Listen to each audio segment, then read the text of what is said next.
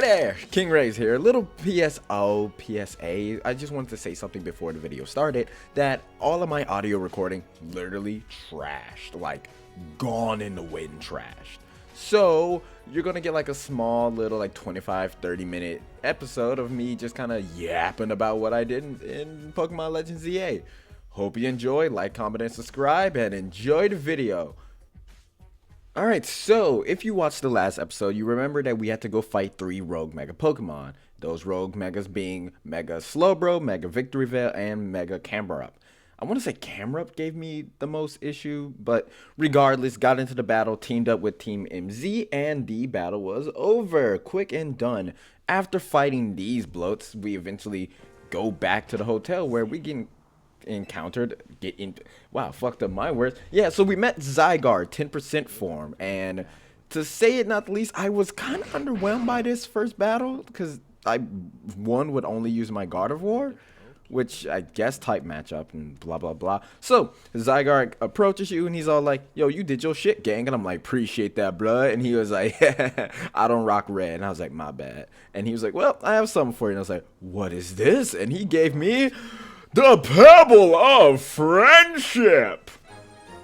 It's a pebble. Why did he give me a pebble? My theory is that that's a Mega Stone for something with I don't know. Honestly, my leading theory is that's going to be a Mega Zygarde down the line, but hey, who knows? So, when I was playing, I was like, okay, cool. This is a weird thing to give me. Who the fuck is this coming up on me right now? And I don't know where my headspace was to not piece it together immediately, but I was like, wow, this is just like a real like homeless guy, or like, oh, what could this be? And I was thinking back, like, oh, could this be the like that photo of the other Prince King character from the museum? It's Lysander. Like, hello. Anyway, we go in, we're talking to the team. It's like, oh, cool, you got a promotion match. What's your promotion match? And as we're just yapping about being such a fun little character dynamic and group, I find out that for the way I'm butchering the hell out of this character's name, I learned that it's Karna, Canary. So, you know, fight. So Naveen is like, holy shit, it's Canary. So we get the insight that he knows how to battle her because she's been ducking people, because, you know, a streamer doesn't want their identity or location doxed. So we battled and forced Naveen to dox her location or the ability to get to her, which I love this little mini arc, and I'm hoping that the whole game is like this, where each little chapter, each little arc focuses more and more on the supporting cast of characters, and I'm guessing Naveen is up first, because as weird it is to say, I really do love his just like excitement for being a Canary fan. Oh yeah, so you know, as per usual, you have to go in, get some battle royale points, Taishi, and I kind of went crazy in that bitch. Like, I was just clearing house with my team. And speaking on my team, it's so unbalanced. 20 wins, that's still so impressive. The amount of money I made this night is what fuels my ability to go shopping, because that is the only thing that matters in this game, is shopping. Back to my team though.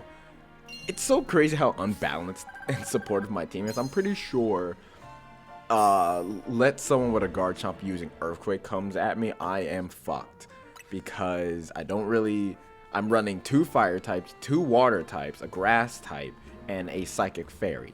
Anyway, peep the new fit, your boy looking clean type shit. So we meet back up with Naveen, and Naveen is like, alright, so, you know, to get into the thing, there's a certain password, certain code. Once you get through, there's going to be multiple questionnaires and all these other things that you're going to have to do to climb up the ranks to be able to get a request or the ability to challenge Karina. Again, I want to say Karina. Like, I've been hearing people say Canary, and I'm pretty sure it's Canary. Karina is the gym leader from XY who had the Mega Lucario. She was the fighting type gym leader, which at this point, I'm pretty sure everyone has seen the trailer for the DLC. How do you feel about her fit? I don't like it. I wish she had like a infinity gauntlet with all the mega stones on, or maybe this pendant with like all of them around it, versus being in this fucking strap suit.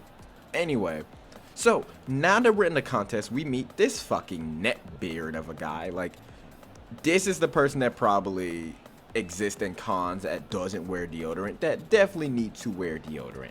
There's no way you don't smell yourself, bro. Anyway, he immediately clocks me in the entire fucking thing, and he's like, you would be my opponent. I feel like you are a poser of a fan. That is my best interpretation or voicing of what he probably sounds like, or it's just me doing Nugget from Game Theory. I think Stephanie voiced it. Well, I want to point something out. I'm yapping just for the sake of yapping. I don't care. It's a recap reposting.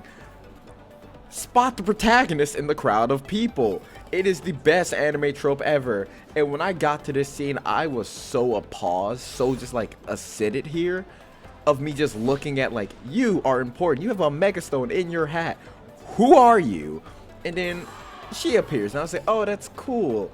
And I hope they don't do this trend with all electric type users and have them doing some form of like social media or entertainment, because they did it with Iona, which was fun, and I do like it with her, especially when we get to see her in her backstory and kind of learn more about her later on. But I want them to still change it up with what they do with electric type gym leaders. I don't hope that becomes the whole meta, but I would love to see this type of concept with different trainer types. Comment below what trainer type would work well as a streamer.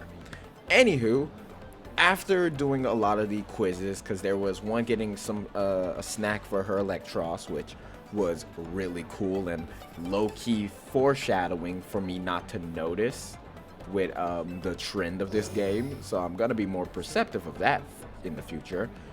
But oh yeah, this is what I was talking about with the whole like yes, no, answer right, answer wrong type C. So I paused. I had the biggest brave fart. So yeah, so after answering all the questions right, it comes down to you and Neckbeard over here, and he's all like, okay, we'll battle. Well, no, she's like, you'll battle. You'll battle.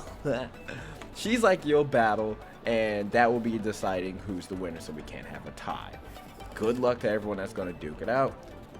I fought him, and again, I don't know if I'm just maybe over leveled, or I'm using my team in a way that very much went against how he was using his team.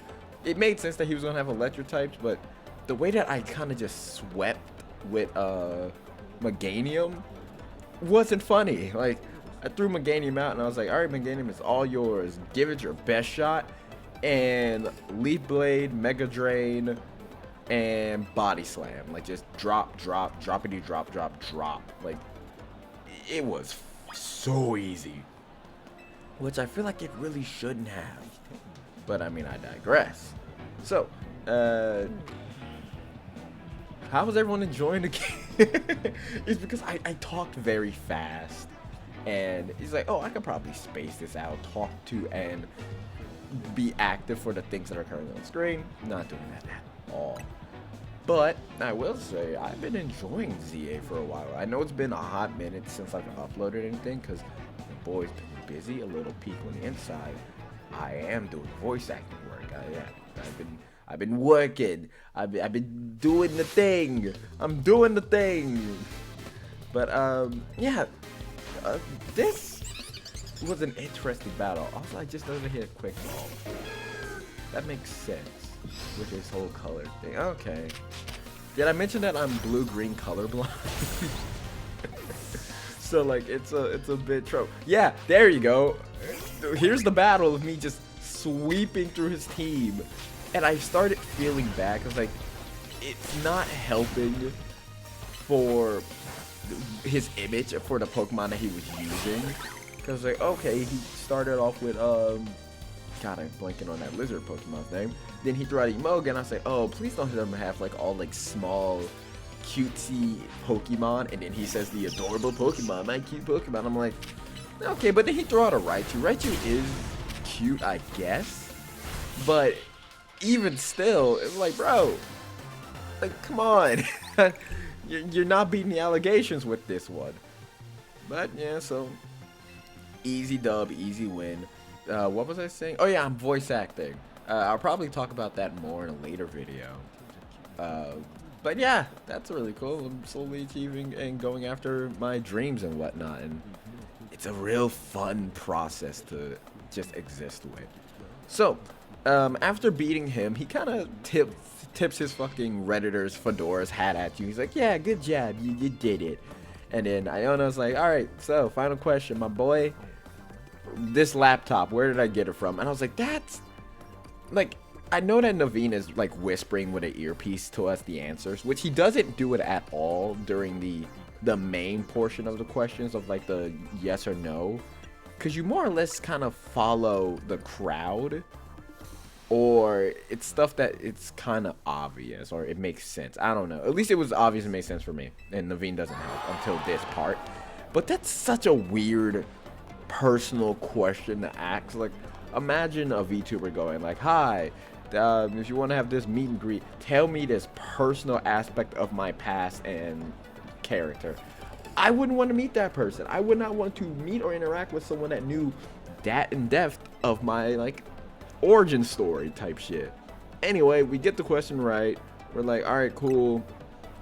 I want to battle. Like, I know you know my face and you know me, which, again, for the things that I know later on, it makes sense of what's happening.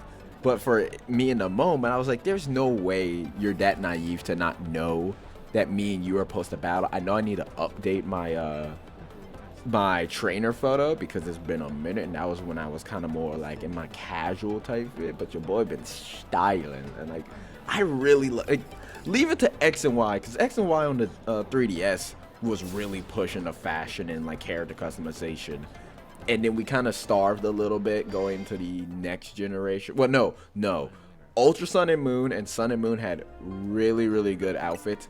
It's only when we got the Paldea where we were forced to wear school uniforms with zero customization.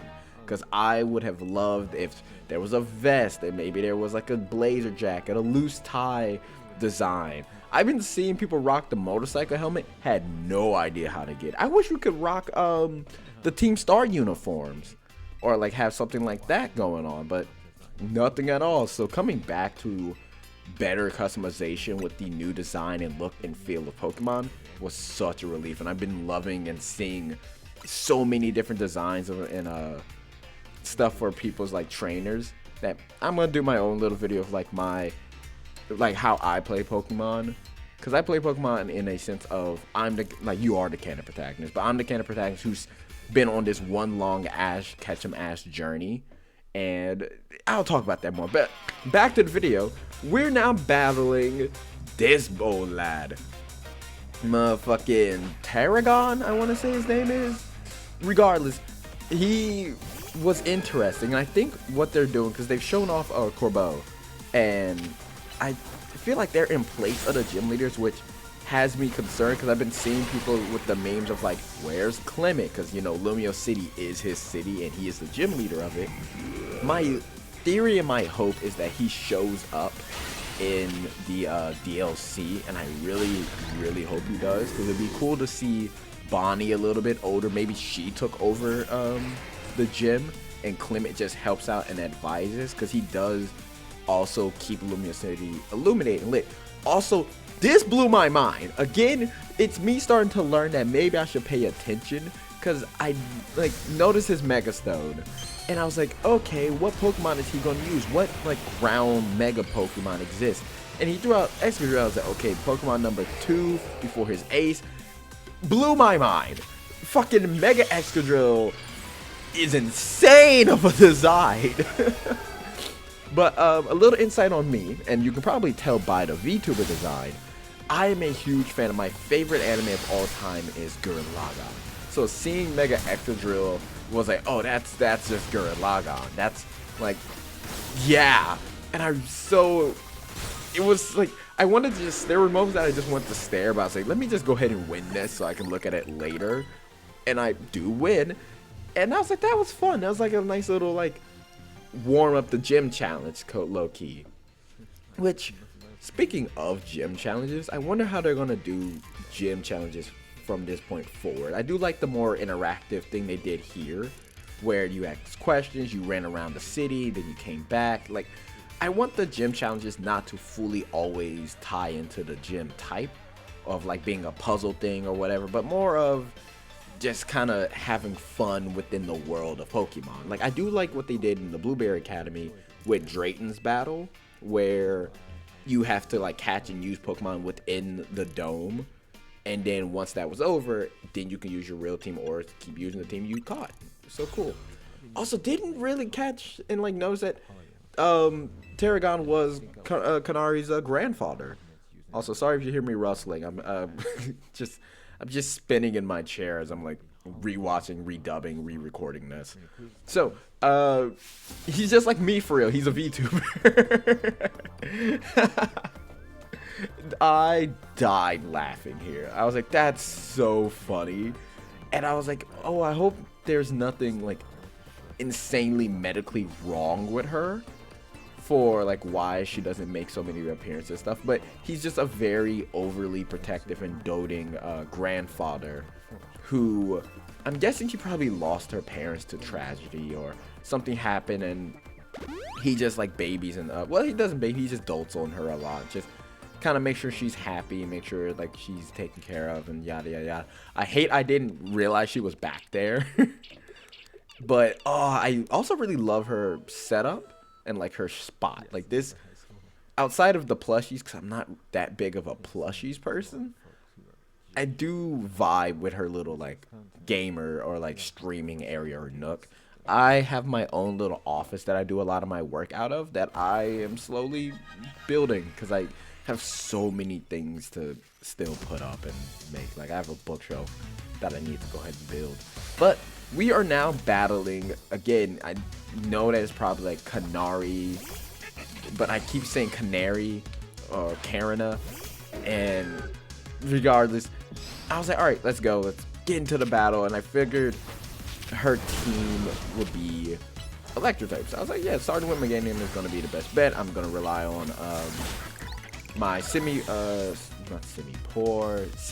There we go. I was going to rely on Meganium and Semi-Seer for a whole lot of this. And this is where I started feeling that I might be a little bit too powerful, or just maybe a little bit too over level, because I just again adopted that Ash Ketchum mentality of if it don't work, just hit it harder. Just full anime protagonist. And something I want to talk about as well, I keep doing that.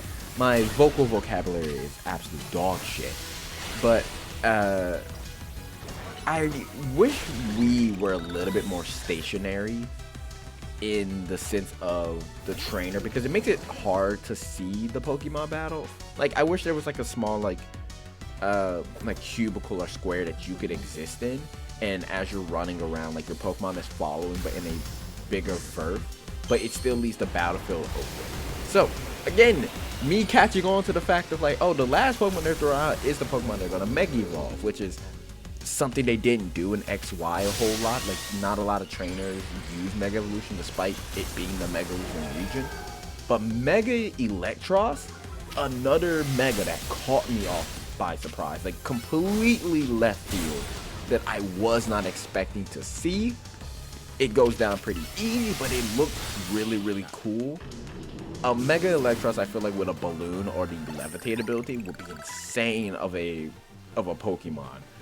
But regardless, like, I beat her, simple thrashing bash, and then her theme goes hard, and her whole, like, this part right here is what made me become a fan of her, and whoever is responsible for the dubbing and translation and all that, like, side stuff in the Pokemon or Game Freak team. And for the fact for her, it's just full swear, then followed by another swear, and like just the anger and aggression. I was like, whoa! And then like her grandfather's like, yeah, need to settle that down. And I was like, hey, don't yell at him. And he's like, he just laughs it off. And like, despite that reaction, it's what makes their little back and forth banter really, really cute. Of like, Dalton like really takes care of her. She appreciates his work. And she even like, maybe I overreacted. Maybe I should work a little bit harder, do a little bit more in the sense of my training and less streaming and this, that, and the third, which does make sense for her to do as a very prominent trainer. And I'm guessing she doesn't know the situation with the rogue Pokemon, because we got told and it's like, oh, that's what Team MZ is building towards and what we're going into. But she's more or less like, yeah, not like, for how highly ranked she is, you would think she would know. Or it's intriguing of who knows the rogue situation, because I guess with AZ on our side, we were able to get a little bit more insight. But I digress. So we do beat her. She gives us Volt Switch, which I don't think any of my Pokemon could learn. I don't remember checking. But she also gives us an autograph plush to give to Naveen. It was like, hey, give this to the person that was helping you. I was like, oh, okay, she did know. Also, Naveen doesn't really help us a whole bunch besides that end question. So we return back. We're all talking about it. She's like, congratulations, this, that, and third. I think Linda is up next. I was about to say Lydia. Linda is up next in the sense of character, like hangout growth, because I feel like we're done with Naveen for the time being, or until we do something more Team MZ. So I feel she's up next. I'm very interested because there was that fighting guy that showed up, and I wonder if those two would interact, because I like the idea of like fighting and capoeira a little bit, or like the art of battling with passion. Fighting type users or fighting type gym leaders are people that like have a lot of energy and passion and like the drive for combat. And dancing can be the same way of expression and emotion. And I would love to see maybe how that works, or maybe they might have a little back and forth. So we give the plush to Naveen, and he's all like a little blushed and flustered by it. And I feel like this is what solidifies this group of characters over, well, group protagonists over the last XYZ group. They feel more like they are friends. There's that one scene in X and Y with what's her name? You go see the fireworks and everything. And I thought that was really cute. And when you beat the game, if you go back to your hometown, she gives you the opposite starter that's stronger to you. I can't remember. She gave me a Delphox that I still have to this day, and like its nickname, like a cutie name, it's Kinnekins, and I love that Delphox to death. Now I have 2 Delphoxes, so that's awesome. So yeah, after beating that out, it's now the next day, and as we're waking up, getting ready to go, I was like, all right, so my brain farted. So yeah, see, Linda. So we're definitely gonna do something more with her coming up. What that might be, no idea. I yawned. Also, I don't fully trust Tanya. I'ma just say that now. My brain on the whole thing is that like I'm just having PTSD from Kieran with his whole love and affection for Ogerpon, and then his eventual crash out and like explosion in like the Blueberry Academy and everything. I feel like Tanya might be the same way, because she's a little bit more attached to the whole mission. She's the one that found it and brought this stuff together, and then for someone to come up and start like building up more power, building up more credibility than her, helping Team MZ get to that next level to start helping with the rogue Pokemon is very interesting. And also her butchering Kanari's name is pretty funny, similar to myself. Again, it's probably not Kanari, it's probably Canary or Karina, but regardless, I say like those 3 names for her. So after we've gathered in our meeting and talking, we're just like, yeah, so this with rogue Pokemon, this with rogue Pokemon, this with rogue Pokemon. And they more or less just give you the day to exist. And I wonder, like, I'm surprised I've still been able to avoid spoilers for this game. I'm still excited that I have so many theories and so many questions. I feel like, for my theory of paying attention to everyone's ace Pokemon, that pretty much there's gonna be a Mega Scrafty, Mega Starmie's the evolution. That there's gonna be a Mega Starmie, a Mega Staryu, and everything else. But we do get another call from Vinny. He's like, hey, some more rogue Megas are out and about, fucking around. Go handle that shit. And we're like, all right, cool. Strategy meeting's over. And, you know, oh, wait, no, we're finna have a strategy meeting. And then it's all over. But I hope my yapping and rambling makes sense. Videos will probably get back to normal returning soon, or I might just start streaming the game. Don't fully know yet. My schedule's all over the place. But I hope this was a video that you could enjoy, a video that you liked, and that you could share. So, bye!